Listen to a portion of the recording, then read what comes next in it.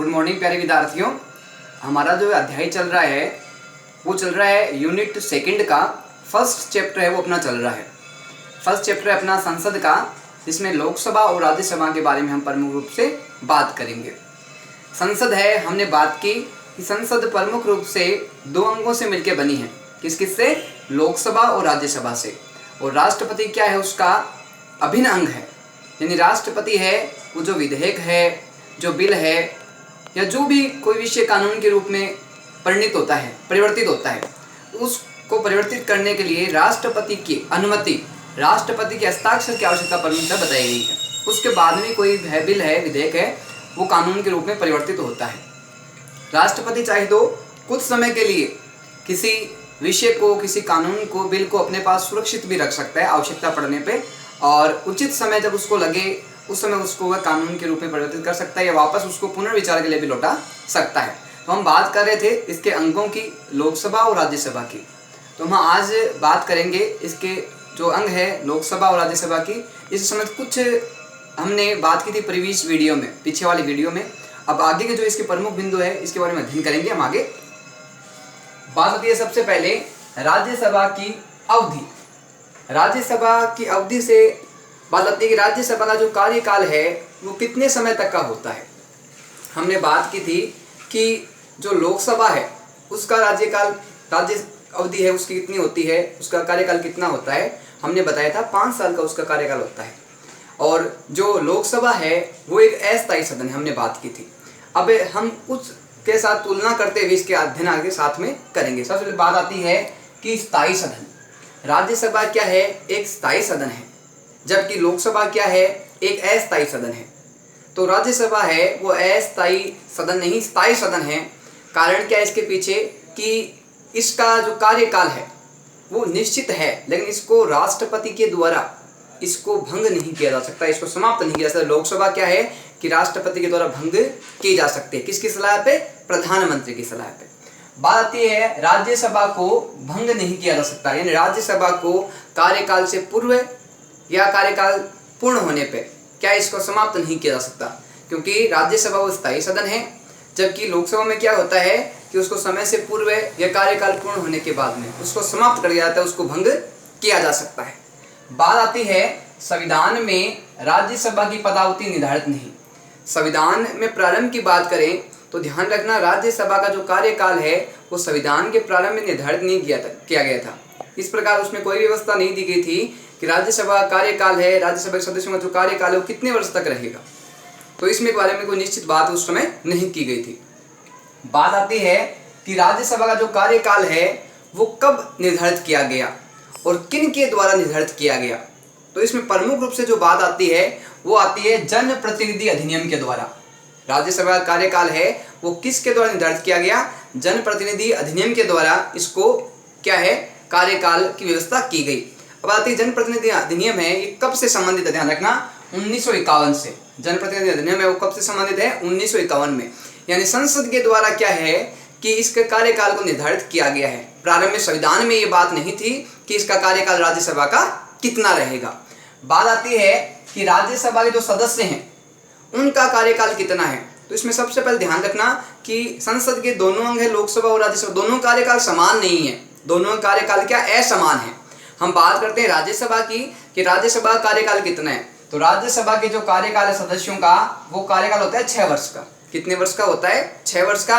जबकि लोकसभा के सदस्यों का कार्यकाल कितना होता है? 5 वर्ष का होता है। कितने वर्ष का होता है? 5 वर्ष का। बात आती है कि जो राज्यसभा के सदस्य हैं उनका जो 1/3 सदस्य है वो क्या है, कितने समय के बाद में अपने पद को छोड़ देते हैं उनकी अवधि पूर्ण होने पे। तो ध्यान रखना कि राज्यसभा के जो 1/3 सदस्य हैं वो क्या करते हैं, प्रत्येक 2 वर्ष के बाद में उनका जो कार्यकाल है वो समाप्त हो जाता है। तो ध्यान रखना कितने प्रतिशत सदस्यों का? 1/3 सदस्यों का जो है कार्यकाल है वो प्रत्येक 2 वर्ष के बाद में समाप्त हो जाता है और उनके स्थान पे आवश्यकता के अनुसार बाद में व्यवस्था अपनाई गई है। बात आती है कि जो पद रिक्त हो गए, यानी जिन्होंने प्रत्येक 2 वर्ष के बाद में जो सीटें खाली हो गई उन सीटों को कैसे भरा जाएगा। तो ध्यान रखना कि जो रिक्त सीटें होती हैं, रिक्त स्थान होते हैं, उन पे पुनर्निर्वाचन होता है। पुनर्निर्वाचन का मतलब हो गया दोबारा चुनाव होता है, दोबारा चुने जाते हैं। दोबारा चुनने की व्यवस्था की जाती है। तो ध्यान रखना, इस प्रकार हमने बात की कि राज्यसभा की जो अवधि है प्रारंभ में नहीं थी, बाद में इसको जनप्रतिनिधि अधिनियम के द्वारा 1951 में इसको जो अवधि है इसको निर्धारित किया गया। इसकी अवधि कितनी निर्धारित की गई? 6 वर्ष निर्धारित की गई। बात आती है कि जो राज्यसभा के जो सदस्य हैं, 1/3 सदस्य, वो कितने समय के बाद अपने पद से विमुक्त हो जाते हैं। तो ध्यान रखना कि प्रत्येक 2 वर्ष के बाद में ऐसा है व्यवस्था की गई, वो अपना पद है वो पदमुक्त हो जाते हैं। अब बात आती है कि पद मुक्त हो गए तो उनके पदों को वापस भरने के लिए क्या व्यवस्था की गई है? तो उसके लिए पुनः निर्वाचन होता है और उस रिक्त सीट को भरने का कार्यक्रम तय किया जाता है।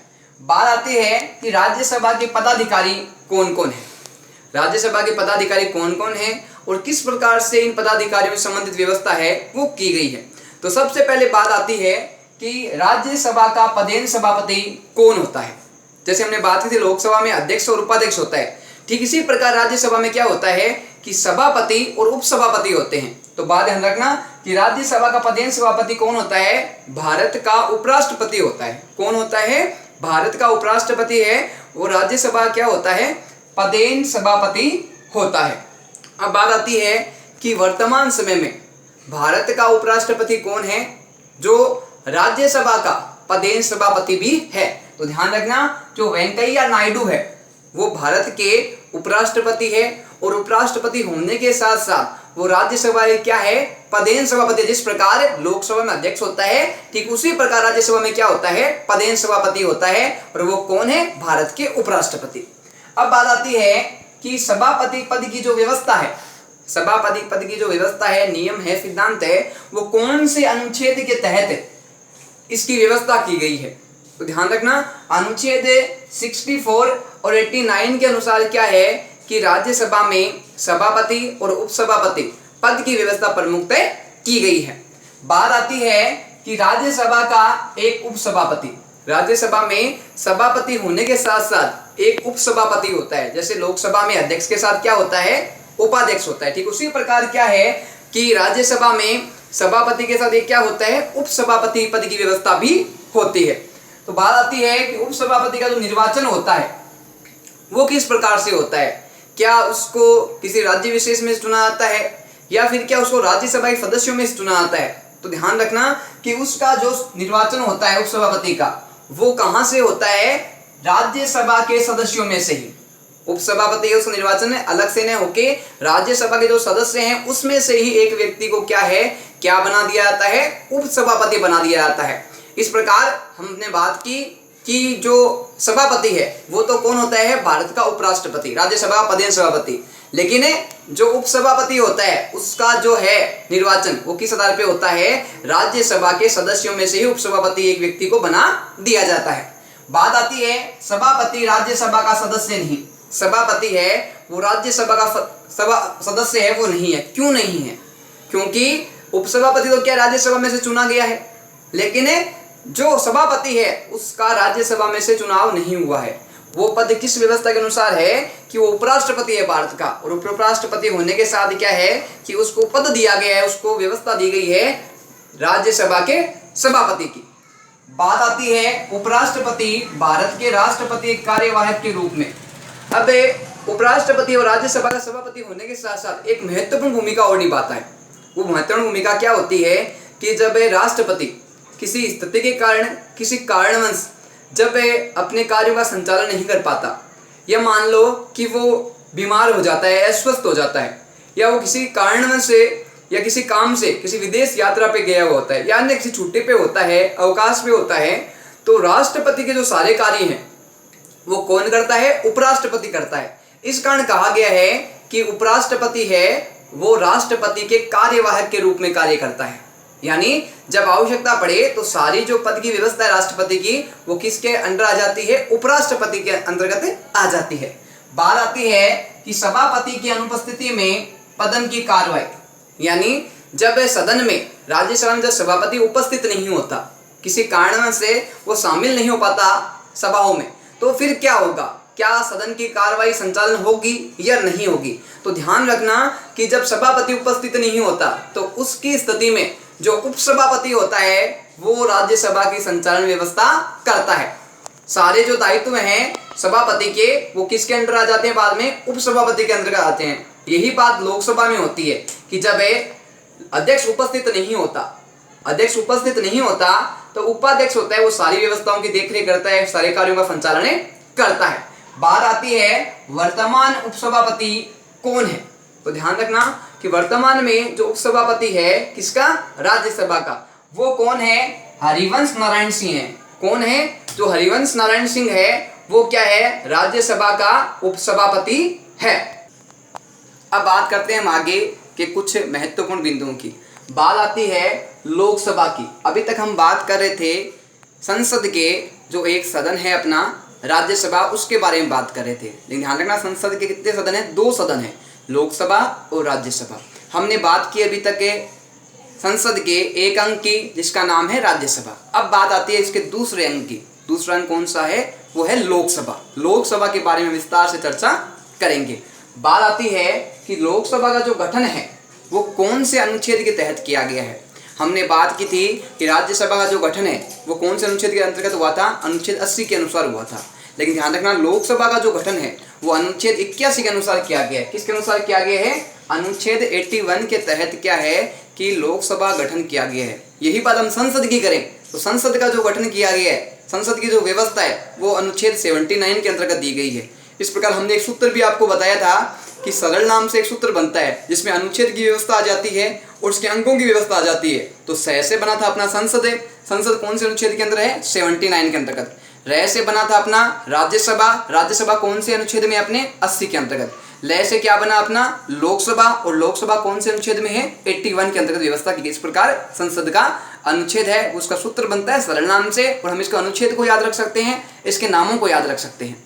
बात आती है कि जो लोकसभा है उसके अन्य क्या क्या नाम है, किन नामों से लोकसभा को जाना जाता है, किस नाम से प्रचलित नाम है इसके, उसके बारे में प्रमुखतः बातें करेंगे। सबसे पहले बात आती है कि लोकसभा है उसको निम्न सदन के नाम से जाना जाता है। बात आती है उसको ऊपरी सदन भी कहा जाता है, इसके साथ उसका नाम है प्रत्येक सदन भी कहा जाता है। और बात आती है अस्थायी सदन की। ये चारों जो नाम है ये इसकी विशेषताएं प्रकट करते हैं। जैसे इसमें बात आई अस्थायी सदन की, हमने बात की थी राज्यसभा क्या है, एक स्थायी सदन है, जबकि लोकसभा अस्थायी सदन, इसका नाम क्या रखा गया, अस्थायी सदन भी कहा गया है। बात आती है प्रत्येक सदन की। प्रत्येक सदन यानी जनता के द्वारा चुने हुए जो व्यक्ति है उनका जो सदन है वो क्या है, लोकसभा है, इसको प्रत्येक सदन भी कहा जाता है। बात आती है ऊपरी सदन की, तो जो अपनी राज्यसभा है वो क्या है, निचला सदन है, जबकि जो लोकसभा है वो क्या है, ऊपरी सदन है। अब बात करते हैं हमें कि प्रारंभ में लोकसभा की जो सदस्य संख्या थी वो कितनी थी।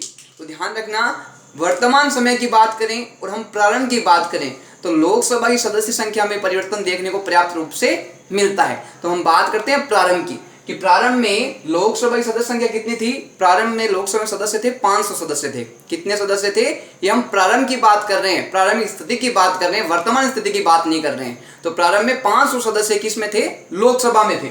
बात करते हैं कि 1956 में राज्यों के पुनर्गठन के बाद क्या स्थिति रही, क्या सदस्य संख्या में कमी आई, क्या सदस्य संख्या में बढ़ोतरी हुई। तो सबसे पहले एक बात समझते हैं कि 1956 में राज्यों का क्या हुआ था, पुनर्गठन हुआ था। पुनर्गठन का मतलब क्या होता है, पुनर्गठन का मतलब ये होता है कि आवश्यकता के आधार पे, राज्यों की जनसंख्या के आधार पे उनने राज्यों को अलग अलग भागों में विभाजित कर देना, नए राज्यों का निर्माण करना, और आवश्यकता के आधार पे हम इनका क्या है कि 2 राज्यों को एक राज्य के रूप में परिवर्तित कर सकते हैं। तो प्रमुख राज्यों का जब पुनर्गठन हुआ 1956 के अंतर्गत, तब क्या है कि लोकसभा की सदस्य संख्या में परिवर्तन पर्याप्त रूप से देखने को मिलता है, और वो परिवर्तन हुआ सदस्य संख्या के अनुसार। 1956 की बात करें तो उसमें सदस्य संख्या प्रारंभ में रखी गई 520 सदस्य, लेकिन कुछ आवश्यकताओं के कारण, कुछ जरूरतों के आधार पे, संख्या के आधार पे इसमें वापस परिवर्तन हो गया और इसकी सदस्य संख्या बाद में बढ़कर कितनी हो गई, 525 सदस्य हो गए। इस प्रकार प्रारंभ में हमने बात की कितने सदस्य थे, 500 सदस्य थे। 1956 में जब राज्यों का पुनर्गठन हुआ, वापस राज्यों का निर्माण हुआ, तब इसमें प्रारंभ में तो रहे 520 सदस्य और बाद में इनकी सदस्य संख्या में परिवर्तन हो गए। कितने सदस्य हो गए, 525 सदस्य हो गए।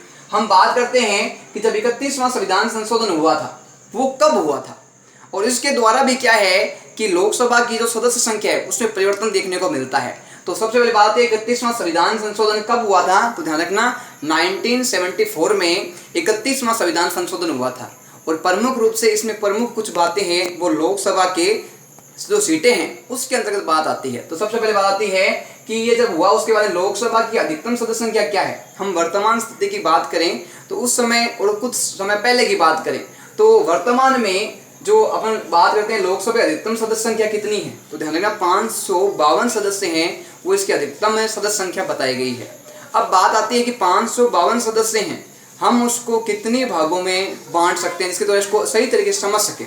ये बात कर रहे हैं हम लोकसभा के अधिकतम सदस्यों की बात कर रहे हैं, न्यूनतम सदस्यों की बात नहीं कर रहे हैं। अधिकतम सीटें कितनी हो सकती है, अधिकतम सीटें कितनी हो सकती है, 552 सीटें हो सकती है। हम इसको छोटे से चार्ट के माध्यम से, छोटे से डायग्राम के माध्यम से इसको समझने का प्रयास करेंगे सीटों का निर्धारण किस प्रकार से किया गया। सबसे पहले कुल सीटें कितनी अपने पास में 552 सीटें हैं लोकसभा की। अब इसको हम 3 भागों में डिवाइड करते हैं। कितने भागों में, 3 भागों में। पहला जो भाग आता है वो आता है राज्यों से। किससे आता है, राज्यों से। दूसरा भाग आता है वो आता है संघ राज्यों से। किससे आता है, संघ राज्यों से। और तीसरा भाग आता है आंग्ल भारतीय। इस प्रकार 3 भागों में बांटा गया है, राज्यों से, संघ राज्यों से और तीसरा आंग्ल भारतीय। अब आते हैं कि तीनों जो अंग है इसके, तीनों भाग अपने बांटे हैं उसमें कितनी कितनी सीटें इसमें आती है। तो सबसे पहले बात आती है कि राज्य के द्वारा जो सीटें हैं वो कितनी हैं, 530 सीटें हैं वो राज्यों से है। बात आती है संघ राज्यों से कितनी सीटें हैं, संघ राज्यों से 20 सीटें निर्धारित की गई है। अब अंतिम जो अपना इसका आता है तीसरा भाग है कि उसमें कितनी सीटें हैं, जो आंग्ल भारतीय हैं उनकी 2 सीटों का निर्धारण किया गया है।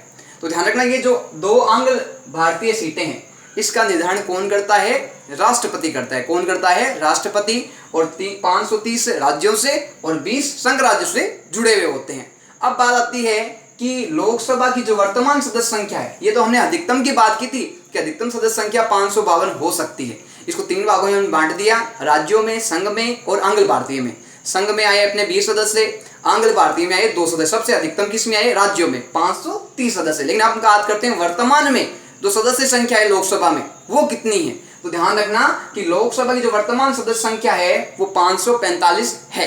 कितनी सदस्य संख्या है, 545 सदस्य संख्या है वो लोकसभा में वर्तमान समय के अनुसार बताई गई है।